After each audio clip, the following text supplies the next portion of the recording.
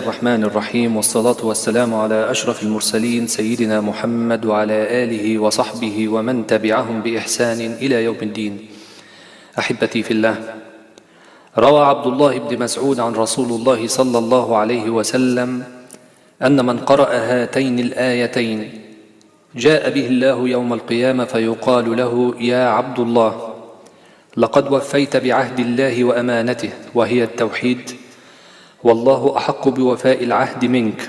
فيأمر الملائكة أن يفتحوا له أبواب الجنة ليدخل من أيها شاء.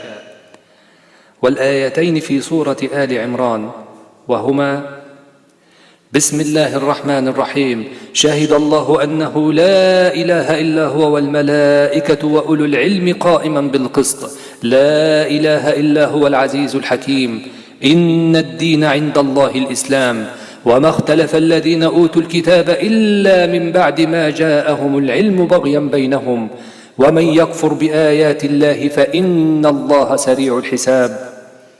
صدق الله.